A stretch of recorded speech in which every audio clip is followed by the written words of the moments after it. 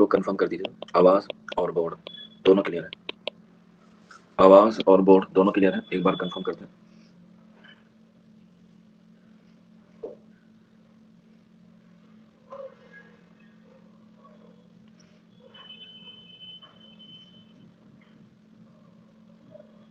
ठीक है, चलिए। तो आज की हमारी क्लास है वो हम लोग शुरू करते हैं, और आज हम लोग बात करेंगे आपके लिए फैज़ अहमद फैज़ के हवाले से। किससे? फैज़ अहमद फैज़। तो ऊपर आप लोग हेडिंग डाल लीजिएगा, फैज़ अहमद फैज़। इनका नाम फैज़ अहमद था और तखल्लुस फैज़। फैज़ अहमद नाम था और तखल्लुस फैज़। इनकी पैदाइश 1911 में हुई, यानी कि 1911। कहाँ पर? सियालकोट में। और सियालकोट कहाँ पर है? वर्तमान में पाकिस्तान में। ठीक है, एक क्वेश्चन ये आता है। दूसरा क्वेश्चन आता है कि फैज़ के अलावा किस और शायर की पैदाइश सियालकोट में हुई? तो मैंने पहले बता रखा है आप लोगों को, आंसर हो जाएगा अल्लामा इकबाल। इसके बाद इनकी वफात 1984 में 1984 में कहाँ पर हुई? लाहौर में ही हुई। 1984 में लाहौर में ही हुई। इनके वालिद का नाम सुल्तान मोहम्मद खान था। वालिद का नाम सुल्तान मोहम्मद खान। इनके वालिद का नाम सुल्तान मोहम्मद खान था, जो पेशे से क्या थे? बैरिस्टर थे। ठीक, क्या थे? बैरिस्टर। अच्छा, एक बात आप लोग बताइए, ये तीन तरह के होते हैं। एक होता है एडवोकेट, ठीक है, एक होता है एडवोकेट, एक होता है लॉयर, और एक होता है बैरिस्टर। बैरिस्टर, क्या ये तीनों एक ही होते हैं या तीनों अलग अलग होते हैं? लॉयर, एडवोकेट और बैरिस्टर तीनों एक होते हैं या तीनों अलग अलग होते हैं?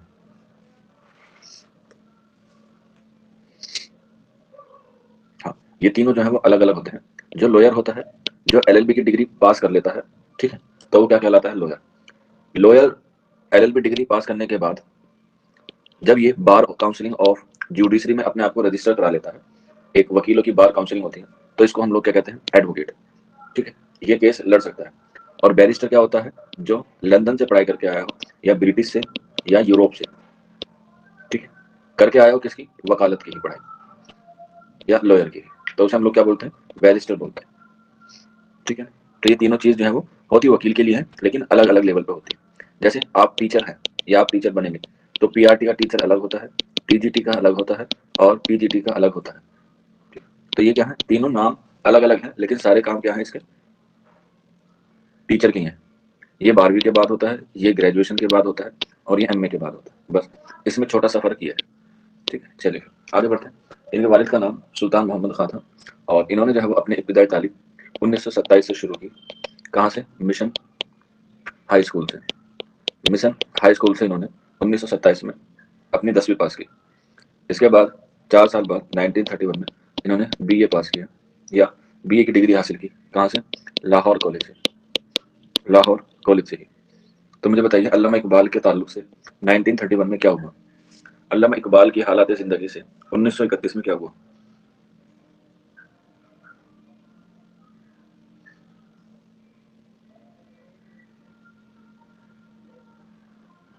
एक बच्चा बता रहा है सिर्फ। बिल्कुल, नादिर सिद्दीकी ने सही जवाब दिया है। ये गए थे गोलमेज कॉन्फ्रेंस में लंदन में 1931 में। Very good. तो यहीं पर ही 1931 में जब ये कॉलेज में थे, तो उसी जमाने में जो है इन्होंने क्या कर दी थी? अपनी शायरी शुरू कर दी थी। और शायरी में जो है उन्होंने जो है वो कहाँ से इब्तिदा की? नज़मों से इब्तिदा की। और नज़में अपनी लिखने के लिए एक कॉलेज की मैगजीन हुआ करती थी, कॉलेज की मैगजीन, ठीक है, या जिसे हम लोग कहते हैं क्या? पत्रिका। ठीक, तो कॉलेज की एक मैगजीन हुआ करती थी, एक पत्रिका हुआ करती थी, उसमें जो है वो इन्होंने लिखना शुरू किया। और वो कॉलेज मैगजीन का नाम क्या था? रावी। कॉलेज मैगजीन का नाम था रावी, और रावी में जो है वो अपनी नज़्म जो है वो लिखनी शुरू की। उस वक्त तो कोई शेरी मजमुआ इनका था नहीं, बस जो नज़म लिखी गई उसको जो है उन्होंने लिख ली। और जब बाद में इनका पहला शेरी मजमुआ शाये हुआ, पहला शेरी मजमुआ, जिसका नाम था नक्श फरियादी, नक्श फरियादी, तो उसमें जो है वो इन्होंने क्या कर लिया? ये जितनी भी नज़में थी अपनी, वो सारी उसमें शाये कर दी। और ये कब शाये हुआ? 1941 में, 1941 में, 1941 में। ठीक, जब हम लोग अदबी खिदमत करेंगे उसके बाद जो है वो हम लोग इस बारे में जो है वो गुफ्तगू करेंगे। ठीक, चलिए। इसके बाद इन्होंने जो है वो 1940 में, 1940 में एमए किया। और मोस्ट इंपॉर्टेंट है, एमए किसमें किया? अंग्रेजी जबान में। दो लोगों का एमए इंपॉर्टेंट है, एक तो फैज़ का इंपॉर्टेंट है, और दूसरा है फिराक का। ये दोनों ही दोनों उर्दू के बहुत मशहूर मुसन्निफ हैं, उर्दू शायरी के, लेकिन इन्होंने अपनी तालीम जो है वो हासिल किसमें की है? वो की है अंग्रेजी में। तो याद रख लेना, अगर पूछा जाए एमए इंग्लिश में किसने किया, तो फैज अहमद फैज ने और फिराक गोरखपुरी ने। ठीक है। इससे कबल जब इन्होंने बीए की डिग्री अपनी हासिल कर ली, ठीक है, और इसके बाद जो है वो इन्होंने अपना आपको जो है वो सहाफत की तरफ को मोड़ा, और 1938 में 1938 में एक रिसाला निकलता था जिसका नाम था अदब लतीफ़। कहाँ से निकलता था? लाहौर से निकलता था। तो इसमें अपनी ज़िंदगी को गुजारने और बसारने के लिए अदब लतीफ़ लाहौर की क्या की इन्होंने इदारत की, यानी कि उसके क्या बन गए? संस्थापक बन गए। ठीक है। तो इसके क्या बने हुए? स्थापक बन गए अदब लतीफ़ के 1938 में। और इसी के चंद साल बाद 1941 में जब इनका पहला शेरी मजमूआ शाये हुआ, उससे कबल कॉलेज के दिनों में इनसे जो है वो एक खातून से इनको क्या हो गया? इश्क हो गया, जिसका नाम था इब्लीस जॉर्ज। अलिफ बा इब्लीस जॉर्ज। ठीक है। ये एक ईसाई धर्म से क्या रखती थी? ताल्लुक रखती थी, और इन दोनों में क्या होगी? मोहब्बत हो गई, और दोनों ने जो है वो क्या कर लिया? निकाह कर लिया 1941 में। और ये भी पूछा जाता है कि इनका निकाह किसने पढ़ाया, तो याद रख लेना शेख अब्दुल्ला ने। शेख अब्दुल्ला ने जो है वो इनका निकाह पढ़ाया, और निकाह के बाद इब्लीस जॉर्ज का नाम हो गया कुलसुम। क्या हो गया? कुलसुम। यानी कि फैज अहमद फैज की शरीक हयात का नाम क्या हो गया? कुलसुम। कुलसुम। और यहीं पर ही अभी तक तो ये सिर्फ अपनी जिंदगी को अदब के लिहाज से जो है वो गुजार रहे थे, लेकिन जब बीवी आपके सर आ जाती है तो जिम्मेदारियां आपकी और बढ़ जाती हैं। इसीलिए इन्होंने अपनी जिंदगी को और बेहतर बनाने के लिए 1941 में जो है वो फौज ज्वाइन कर ली, यानी कि इन्होंने आर्मी को ज्वाइन कर लिया। और आर्मी को ज्वाइन करने के वक्त ये किस पद पर हुए? ये हुए कैप्टन। शुरुआत में क्या हुए? कैप्टन बने। ठीक है, कैप्टन 1941। और इनको जो है वो इनका काम अच्छा रहा, इनको जो है वो लोगों ने बहुत मकबूल किया, और अपने डिपार्टमेंट में भी जो है वो तरक्की दर तरक्की जो है वो करते रहे। इसीलिए 2 साल में ही 1943 में ही ये क्या बन गए? मेजर बन गए। मेजर फैज अहमद फैज बन गए। इसके बाद 1 साल के बाद ही 1944 में ये क्या बन गए? कर्नल बन गए। ठीक है, कर्नल। कर्नल। अच्छा, यहीं पे आप लोगों ने सुना होगा, जैसे अभी लेफ्टिनेंट सुना जाता है, कैप्टन सुना जाता है, मेजर सुना जाता है। हालांकि नाम के आगे आप कोई भी उपाधि या कोई भी टाइटल जो है वो आप लगा नहीं सकते। जैसे मेजर हुआ, लेफ्टिनेंट हुआ, डॉक्टर हुआ, ठीक है, ठाकुर हुआ, कुरैशी हुआ, नाम के आगे। ये जो है वो क्या है? अब संविधान का उल्लंघन है अगर आप लोग ऐसा करते हैं। लेकिन कुछ अपवाद केस होते हैं, तो ये आर्मी के टाइटल और आप पीएचडी के बाद जो आपके नाम के आगे डॉक्टर लगता है, वो सिर्फ ये 2 अपवाद है जिसको आप संविधान के दायरे में रहते हुए क्या कर सकते हैं? उसे सही कर सकते हैं। तो बस मुझे इतना बता दीजिए कि संविधान के किस आर्टिकल में ये बात लिखी गई कि आप आर्मी के जो टाइटल है, मेजर हुआ, लेफ्टिनेंट हुआ, कर्नल हुआ, ब्रिगेडियर हुआ, ये संविधान के किस आर्टिकल से लगा सकते हैं? जैसे आपको तालीम का वो है, राइट है, आर्टिकल 21A में। इसी तरह से ये जो है उपाधि का इस्तेमाल करना या यूज ऑफ टाइटल किस आर्टिकल में आता है?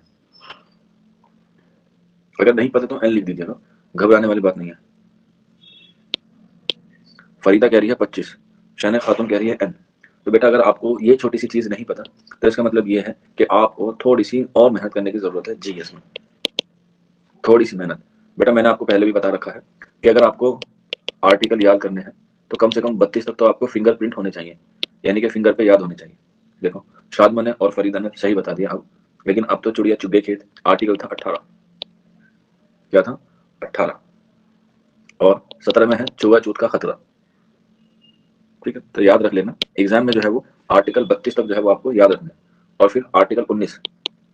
आर्टिकल 19 कहा जाता है कि अगर हमारे देश में इमरजेंसी लगती है, इमरजेंसी यानी कि आपातकाल लगती है, आपातकाल लगती है, तो सबसे पहले आर्टिकल कौन सा खत्म होता है? तो आर्टिकल सबसे पहले 19 खत्म होता है। सबसे पहले आर्टिकल 19 खत्म होगा। जब हमारे यहाँ 1977 में, 1977 में, 77 नहीं सॉरी 75 में, 1975 में हमारे यहाँ आर्टिकल वो आपातकाल लगी, इमरजेंसी, तो सबसे पहला आर्टिकल खत्म हुआ 19, क्योंकि आर्टिकल 19 क्या कहता है? फ्रीडम ऑफ स्पीच कहता है। फ्रीडम ऑफ स्पीच यानी कि बोलने की स्वतंत्रता। सबसे पहले हमारी यही चीज क्या है? खत्म कर दी जाती है, फ्रीडम ऑफ स्पीच। बेटा एक दिन में सारे आर्टिकल याद नहीं होने के, ये बात मैं आप लोगों को कह रहा हूँ, लेकिन अगर आपने दिन में सिर्फ एक आर्टिकल याद कर लिया, सिर्फ एक, तो एग्जाम तक आपके कम से कम 100 आर्टिकल तो याद हो जाएंगे कम से कम। और एग्जाम में अगर एक भी आर्टिकल का सवाल आ गया और आपसे गलत हो गया तो बहुत दिक्कत वाली बात हो जाएगी।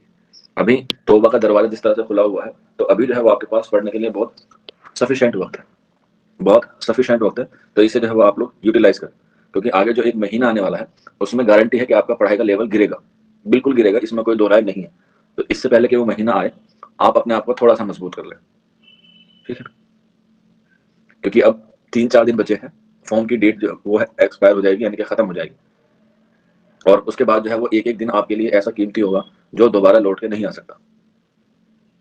दुनिया में सिर्फ यही एक चीज ऐसी है जिसे आप दोबारा ला ही नहीं सकते, और वो है आपका टाइम। आपके पास 10 करोड़ रुपया हो, 100 करोड़ हो, जितना महदूद क्यों ना हो, आप उन सबसे 1 सेकंड नहीं खरीद सकते।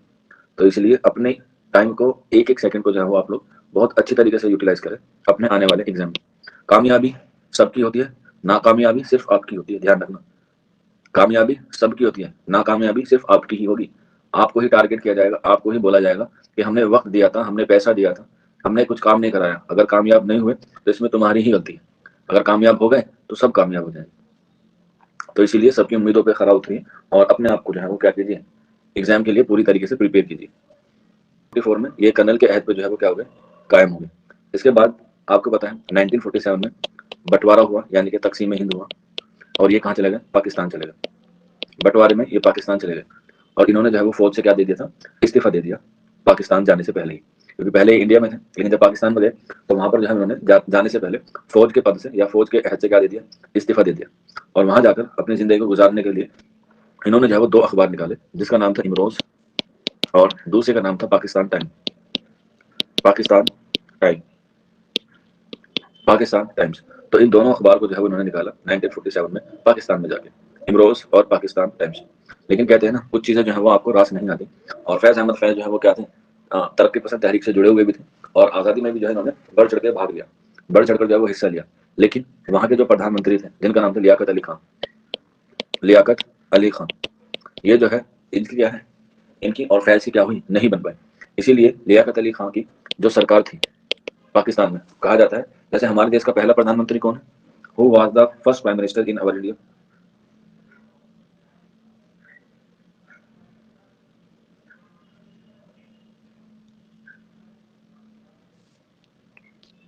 हाँ, जवाहरलाल नेहरू है। तो ठीक उसी तरह से ही पाकिस्तान का जो पहला प्रधानमंत्री माना जाता है, वो माना जाता है लियाकत अली खान को।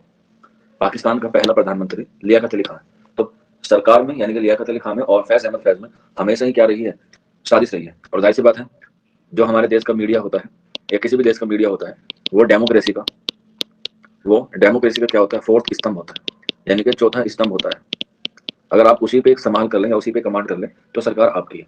जैसे आप लोग अभी देख रहे होंगे आज के ज़माने में, जिसकी मीडिया उसकी सरकार। तो लियाकत अली खान जो है वो फैज़ अहमद फैज़ को अपनी तरफ लाना चाहते थे, क्योंकि ये इमरोज़ और पाकिस्तान टाइम्स 2 बहुत मशहूर अखबार निकालते थे। लेकिन फैज़ अहमद फैज़ जो है वो बिकने वालों में से नहीं थे। तो इसीलिए लियाकत अली खान की जो सरकार थी, उनको जो है क्या कर दिया, तख्त पलट कर दिया या तख्ता पलट दिया। तख्त पलट का मतलब ये होता है कि उन्होंने सरकार को क्या कर दिया, गिरा दिया, सरकार को गिरा दिया। और बस जैसे सरकार गिरी, वैसे ही फैज़ अहमद फैज़ को क्या कर लिया गया, कैद कर लिया गया। जैसे हमारे यहाँ भी होता है, बहुत सारे लोग अगर आवाज उठाते हैं तो उसे क्या कर लेते हैं, तुरंत कैद में डाल देते हैं, या उस पर यूएपी लगा देते हैं या नेशनल सिक्योरिटी एक्ट लगा देते हैं। तो ठीक इसी तरह से इन पर जो है वो क्या लगा दिया गया, इल्जाम लगा दिया गया। और इनको 1951 में, 1951 में क्या कर लिया, कैद कर लिया गया, और तकरीबन 4 साल तक 1955 में जो है वो इनको क्या किया गया, रिहा किया गया, 1955। लेकिन कहा जाता है कि वहाँ की जो सरकार थी, वहाँ की जो हुकूमत थी, वो फैज़ अहमद फैज़ को जो है वो क्या नहीं करते थे, पसंद नहीं करते थे। वो बाहर तो आ गए थे, लेकिन फिर भी जो है वो उनको तरह तरह से क्या किया गया, उनको जो है वो टॉर्चर किया गया। और उनके दोनों अखबार पाकिस्तान टाइम्स और इमरोज को क्या कर दिया, बंद कर दिया गया, सेफ्टी एक्ट के तहत। सेफ्टी एक्ट के तहत उन दोनों अखबार को क्या कर दिया गया, बंद कर दिया गया। और इसी तहत के एक्ट के तहत, जैसे हमारे यहाँ लगता है ना यूएपी, तो वहाँ पे सेफ्टी एक्ट होता है, तो उसी के तहत इनको दोबारा से 1958 में, 1958 में क्या कर लिया, कैद कर लिया गया। क्या कर लिया गया, कैद कर लिया गया।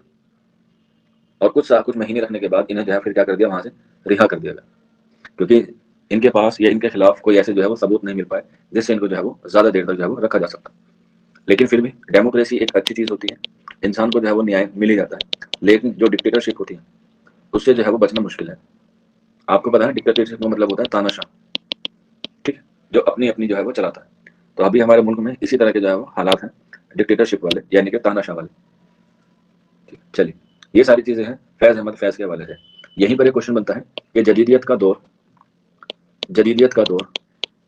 कब शुरू होता है, जदीदियत का दौर कब शुरू होता है। एक होता है जदीद, एक होता है जदीदियत, और एक होता है माँ बाद जदीदियत। ठीक है, ये तीनों चीजें अलग अलग है, जदीद, जदीदियत और माँ बाद जदीदियत। इसीलिए मैंने आपको शुरू में एग्जाम्पल दिया था लॉयर, एडवोकेट और ब्रिटिश ओ बैरिस्टर का। जदीदियत यानी कि जदीद नज़्म आप लोगों ने पता है कहाँ से शुरू हुई, 1964 से, सॉरी 1864 से, 1864 से, जब अंजुमन हिमायत इस्लाम का काम शुरू होता है या इजलास में शुरू होता है कर्नल हार्लाइट से। जदीदियत का दौर बताइए कब शुरू होता है? हाँ, जदीदियत का दौर बताइए कब से शुरू होता है? आपके निसाब में है नहीं, आपके निसाब में सिर्फ जदीदियत है, वो सॉरी जदीद नज़्म है सिर्फ, जदीद नज़्म का आगाज और इर्तिका। अगर नहीं पता तो एन लिख दीजिएगा आप लोग।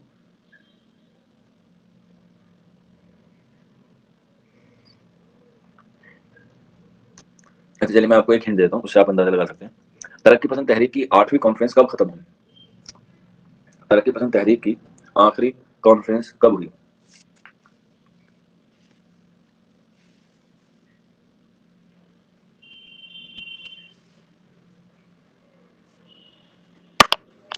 बेटा अकील 1936 में पहली हुई, मैंने आखिरी पूछी है।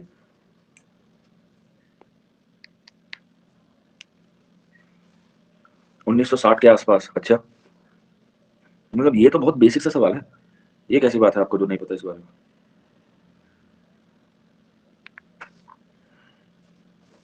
1947 1950। शौकीन आपसे ये बिल्कुल भी एक्सपेक्टेड नहीं था। इशरत फातिमा है क्लास में? हाँ है, बताइए बेटा।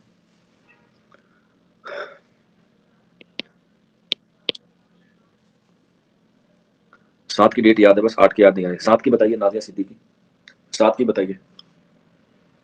8वीं की मैं बता दूँ।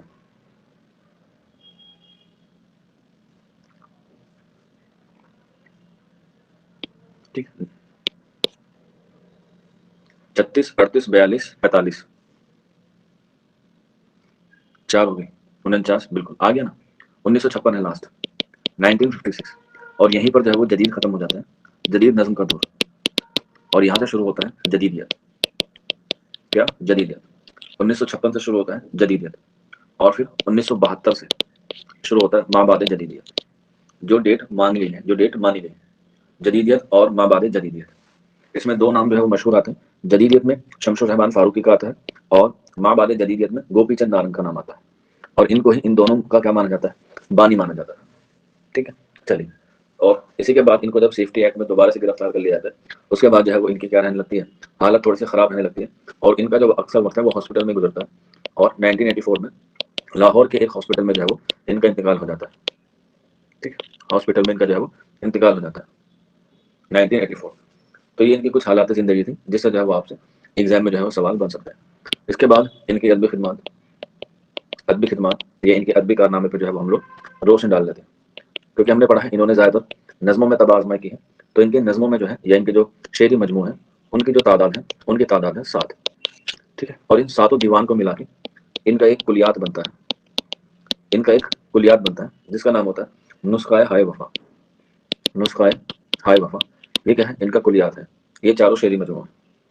ठीक, ये जो है इनका शेरी मजमू है, और उसी शेरी मजमू को मिला के इनका एक कुलियात बनता है जिसको हम लोग कहते हैं नुस्खाए हाय वफा। ठीक है, इसके अलावा इनकी वो बहुत सारी नज़में शामिल हैं जो क्या है, गैर मतबूआ हैं। गैर मतबूआ, मतबूआ कहते हैं जो लिखी गई हो या जो शाये हुई हो, गैर मतबूआ कहते हैं जो सिर्फ इन्होंने ओरल ही बताई हो। तो ये जो नज़में गैर मतबूआ हैं उनका एक और कुलियात कह सकते हैं या शेरी मजमू कह सकते हैं, जिसका नाम है गुबार अय्याम। गुबार अय्याम, गुबार अय्याम। ठीक है, ये उनकी वो नज़में थी जो इन्होंने सिर्फ ओरल पढ़ी थी, कहीं लिखी नहीं थी, लेकिन फिर बाद में लोगों में मोहब्बत पैदा हुई, तो गुबार अय्याम में जितनी भी नज़में थी, जितनी नज़में थी उनको वापस से नुस्खाए हाय वफा में क्या कर दिया गया, शामिल कर दिया गया। कब किया? 2001 में। वफात हुई 1984 में। उसके बाद जो इनकी नज़में थी जो इन्होंने पढ़ी थी, सिर्फ किसी बच्चे के पास हो गई, किसी लोगों के पास हो गई, तो वहां से कलेक्ट करके उसका एक मजमुआ बनाया गया गुबार अय्याम के नाम से, और फिर इस गुबार अय्याम को अलग से ना करके इसी एडिशन में क्या कर दिया गया, शाये कर दिया गया 2001 में। कहाँ से? एजुकेशनल बुक हाउस दिल्ली से, एजुकेशनल बुक हाउस दिल्ली से, 2001 में, 2001 में। ठीक, अब इनके जो 7 शेरी मजमू हैं वो लिखते हैं पहले। 7 शेरी मजमू, जिसमें पहला है नक्श फरियादी 1941 में, ईयर सबके याद रखने हैं। नक्श फरियादी 1941 में। इसके बाद दस्ते सबा, दस्ते सबा 1952 में, दस्ते सबा 1952 में। नहीं शौकीन अलग बात है। जो नुस्ख़ा है वफ़ा है, वो उनकी वो नज़्मों का मजमूआ था जो उन्होंने खुद लिखी थी, यानी कि जो उनकी नज़्में शाये हुई। लेकिन कुछ नज़्में उनकी ऐसी थी जो इन्होंने सिर्फ़ ओरल ही कही थी, कहीं लिखी भी नहीं थी। फैज़ अहमद फैज़ के ज़रिए से, यानी कि उनको फैज़ अहमद फैज़ ने खुद नहीं लिखा था, बल्कि कोई उस्ता उनका शागिर्द होता था या उनका कोई जानने वाला होता था, वो लिखता था। तो फिर उनसे हमने कलेक्ट करके उन सारी जो नज़्में हमारे पास शामिल आई, उसे एक नाम दिया गुबार अय्याम। लेकिन इस गुबार अय्याम को 2001 में नुस्ख़ा हाय वफ़ा में शामिल कर लिया गया। ठीक है? जैसे मान के चलिए फॉर एग्ज़ाम्पल पे मैंने आपको 2-3 दिन पहले बताया था कि मैंने देखी है जन्नत भी जहन्नुम भी। ये शेर सुनाया था मैंने आपको? मैंने देखी है जन्नत भी जहन्नुम भी, ये दुनिया दोनों का मजमूआ है। याद आया आपको? तो ये मैंने कहीं लिखा हुआ नहीं है। ये मैंने कहीं लिखा हुआ नहीं, मेरे ज़हन में था तो मैंने ये पढ़ के आपको सुना दिया कि मैंने देखी है जन्नत भी जहन्नुम भी, ये दुनिया दोनों का मजमूआ है। हो सकता है आपको अच्छा लगे, तो आप लोग इसे नोट करके रख लें कहीं कि हाँ भाई, ये उन वाले सर का जो है वो ये शेर था। अब कल को मैं बड़ा शायर बन गया, हालाँकि जो मैं नहीं बनने वाला, तो फिर आपको मेरा कोई शेरी मजमूआ शाये हुआ, आपको याद आया यार ये वाला शेर सर के उसमें है नहीं, या ये वाली नज़म उनके सर के शेर में है नहीं। मैं इसको जो है वो नोट करके रख लेता हूँ या रख लेती हूँ। मतबूआ और गैर मतबूआ, बेटा मतबूआ कहते हैं जो शाये हो चुका हो, जो लिखा गया हो, और गैर मतबूआ जो सिर्फ बोला गया हो। ठीक है? मतबूआ यानी कि जो शाये हुआ, और गैर मतबूआ जो शाये ना हुआ। ठीक है? इसे कहते हैं। तो मैंने देखी है जन्नत भी जहन्नुम भी, ये दुनिया दोनों का मजमूआ है। तो मान के चलिए कल को मेरा कोई एक दीवान जो है वो शाये होता है, और उसमें आपको ये नज़म या गज़ल नहीं मिलती है, तो आप कह सकते हैं कि भाई ये वाली नज़म सर की है। वो आपसे दलील मांगे कि हमने जो है वो क्लास में सर ने ये बात हमें बताई थी। तो फिर उसकी क्या हो जाती है, तस्दीक हो जाती है, फिर उसे हम लोग शामिल कर लेते हैं। तो ऐसे ही हुआ। ठीक है? तो इनकी जो नज़में जो शाये नहीं हुई थी, उसे हमने दोबारा से लोगों से कलेक्ट करके गुबार अय्याम में लिखा, और फिर गुबार अय्याम में जब अच्छी खासी हमारे पास नज़में शामिल हो गई, तो हमने उसने उठा के 2001 में नुस्ख़ा हाय वफ़ा में जो है वो शामिल कर लिया। आई होप आपको चीज़ें समझ में आ गई होंगी। क्लियर है? हाँ, ठीक है, चलिए फिर आगे बढ़ते हैं। इनका तीसरा शेरी मजमूआ है, जिसका नाम है ज़िंदानामा। ज़िंदानामा, ये कब लिखा? 1956 में। अब आप देखो 1951 में इनको कैद मिली और 1955 में इनको रिहा हुआ किया गया। तो ज़िंदानामा पूछा जाता है कि वो किसका मजमूआ है? तो ये कैद खाने का मजमूआ है। कैद खाने का मजमूआ। कैद खाने का मतलब कि ये वाला जो मजमूआ है इन्होंने कैद के दौरान लिखा, जब ये जेल में थे। ठीक, 1956 में फिर क्या हुआ, शाये हुआ ज़िंदानामा। इसके बाद नेक्स्ट लिखते हैं इनका चौथा, दस्त तहे संग। दस्त तहे संग, ये कब लिखा? 1956 में, दस्त तहे संग। इसके बाद नेक्स्ट लीजिएगा इनका पांचवा, सर वादिये सीना। सर वादिये सीना, ये कब लिखा गया? 1971 में, 1971 में। इसके बाद नेक्स्ट लीजिएगा शाम शहर यारा। शाम शहर यारा, 1978 में। इसके बाद सातवां, मेरे दिल मेरे मुसाफिर। मेरे दिल मेरे मुसाफिर, 1981 में। 1981 में। और इसके बाद 7 हो गए। तो ये क्या हो गए, इनके पूरे शेरी मजमे हो गए। इन सारों को मजमों को शामिल करके हमने एक कुलियात बनाया, जिसका नाम था नुस्खाए हाय वफा। नुस्खाए हाय वफा हमने जो है वो एक नाम दिया इसको। ठीक है, यहाँ तक बताइए किसी को कोई दिक्कत कोई परेशानी फैज अहमद फैज के हवाले से?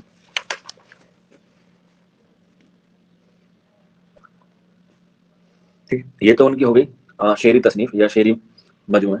इसके बाद इनके जो है वो कुछ नसरी तसनीफ भी हैं, और नसरी तसानीफ में सबसे मशहूर है इनकी मीज़ान।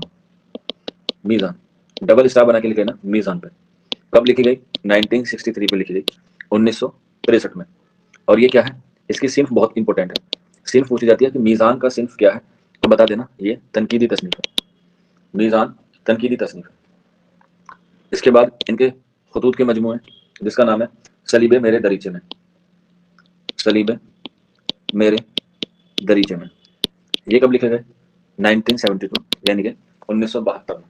1972 यानी कि 1972 में, सलीबे मेरे दरीचे में। इसके बाद जाहिर सी बात है ये सियासत में भी क्या थे, मशहूर थे। तो इनकी तकरीरों का मजमूआ, तकरीरों का मजमूआ, तकरीरों के मजमूए का नाम है मताए लोहे कलम। मताए लोहे कलम, ये क्या है, इनकी तकरीरों का मजमूआ है, जो कब शाये हुआ? 1972 में। 1972 में। इसके बाद इनका सफरनामा है, जो इन्होंने सफर किया था क्यूबा का। कब किया था सफरनामा? 1974 में, 1974 में, 1974 में, 1974 में। ठीक है,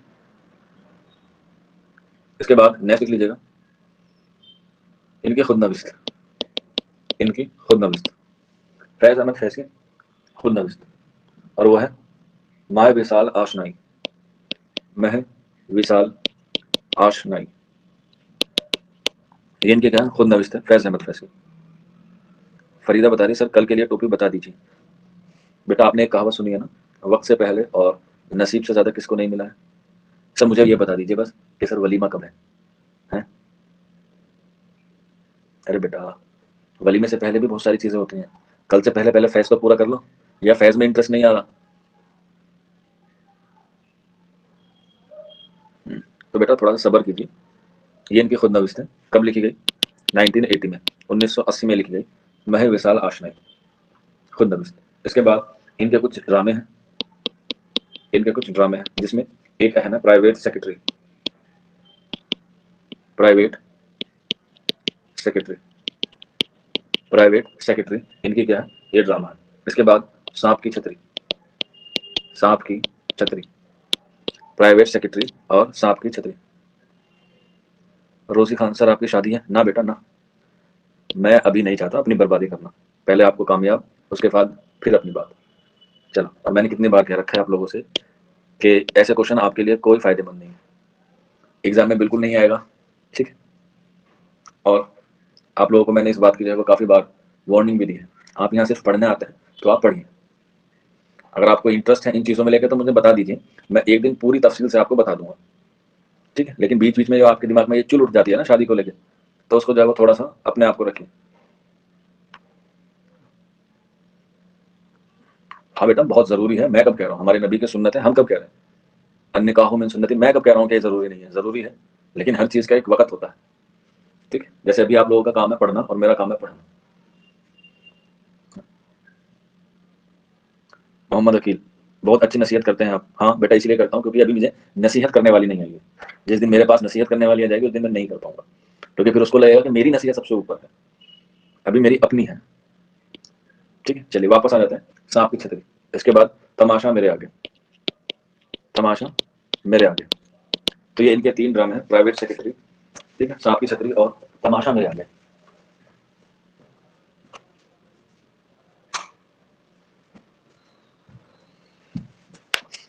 ये तो हो गई इनकी क्या, नसरी तसनीफें। इसके बाद हमने इनके 7 जो है वो शेरी मजमूए लिखे हैं, उन 7 शेरी मजमूओं में कुछ इनकी नज़में जो है वो शामिल है। अल्लामा इकबाल की मैंने आपको शेरी मजमूओं के हिसाब से लिखवाई थी, यहाँ सिर्फ इनकी अहम नज़में लिखूंगा, क्योंकि इनसे नहीं पूछता है कि कौन सी नज़म कौन से शेरी मजमूए में जो है वो शामिल है। ठीक, जैसे इनकी एक सबसे मशहूर नज़म जो मानी जाती है वो है तन्हाई।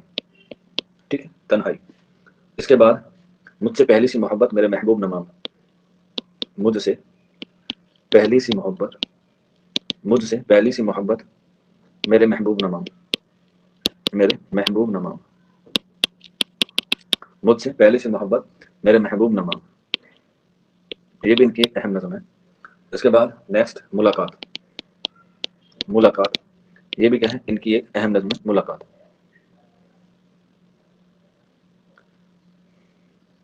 सर टेलीग्राम पर जितने भी नोट्स हैं वो अरे बेटा ये क्वेश्चंस मैं आपसे बाद में पूछता हूँ ना क्लास के बाद, कि कोई डाउट हो या कोई क्वेरी हो तो पूछिए, पढ़ाने के बीच में आप ये फ्लो क्यों तोड़ देते हैं? मैं आपके कमेंट्स देखूँ या मैं आपको पढ़ाऊँ? जब भी कोई ऐसा सवाल हो नोट्स का वो मुझसे बाद में पूछ लीजिएगा। ठीक, इसके बाद मुलाकात, मुलाकात के बाद सुबह आज़ादी, मुलाकात के बाद सुबह आज़ादी, सुबह आज़ादी के बाद नेक्स्ट लिख लीजिएगा ज़ौक़ इश्क, ज़ौक़ इश्क, ज़ौक़ इश्क।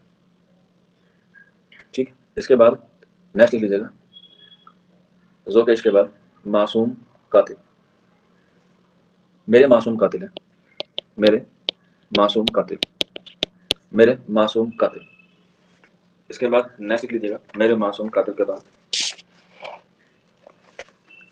मेरी जान अब भी, मेरी जान अब भी, मेरी जान अब भी।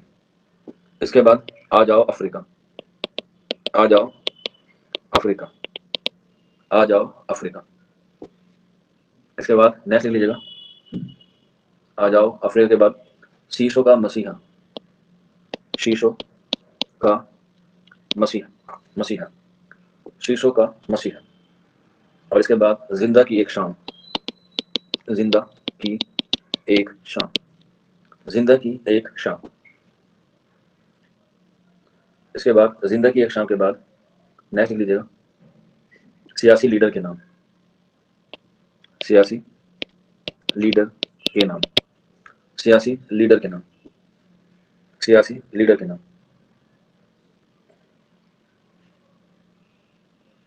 ठीक, बस इतनी नज़में जो है वो इनके आप जो है वो लिख लीजिएगा।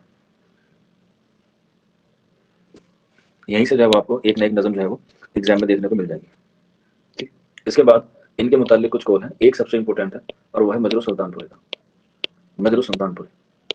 बस यही मजरू सुल्तानपुरी का अहम है। बाकी इनके ताल्लुक से अगर कोई भी आपको एग्जाम में शेरी वो इकबाल मिल जाए तो आंख मीच कर उसका आंसर नून मीम राशिद लगा देगा, क्योंकि 90% नून मीम राशिद ने जो क्या कहा है इनके बारे में कहा है ज्यादातर। ठीक है, और मैंने आपको बताया था कि फैज़ अहमद फैज़ का ताल्लुक जो है वो तरक्की पसंद तहरीक से होता है। ठीक, तो ये तरक्की पसंद नज़्मों के शायर है, तो इसीलिए इनको मजरू सुल्तानपुरी ने तरक्की पसंद तहरीक का मीर कहा है, तरक्की पसंद तहरीक का मीर कहा है मजरू सुल्तानपुरी ने। और ध्यान रखना, जिस तरीके से ख्वाजा मीर दर्द ने गजल कही है, ठीक उसी तरह से ही मजरू सुल्तानपुरी ने भी सिर्फ गजल ही कही है, बाकी किसी सिंफ में जो है वो तब आजमाई नहीं की है। मजरू सुल्तानपुरी ने सिर्फ गजल कही। इसी के अलावा नून मीम राशिद का एक कौल है जो बहुत मशहूर माना जाता है और एग्जाम में आया हुआ भी है, और वो है फैज़ की शायरी, फैज़ की शायरी रुमान यानी कि मोहब्बत और इनकलाब, रुमान और इनकलाब का हसीन संगम है, हसीन संगम है, मोहब्बत और लड़ाई का एक हसीन संगम। जाहिर सी बात है, जहाँ मोहब्बत है वहाँ लड़ाई है, क्योंकि लड़ाई से ही मोहब्बत पैदा होती है, अगर लड़ाई ना हो तो मोहब्बत ना हो। तो ये इनके मुतालिक फैज़ अहमद फैज़ के मुतालिक ये सारी चीज़ें थी जो एग्जाम के हवाले से आपसे पूछी जा सकती है।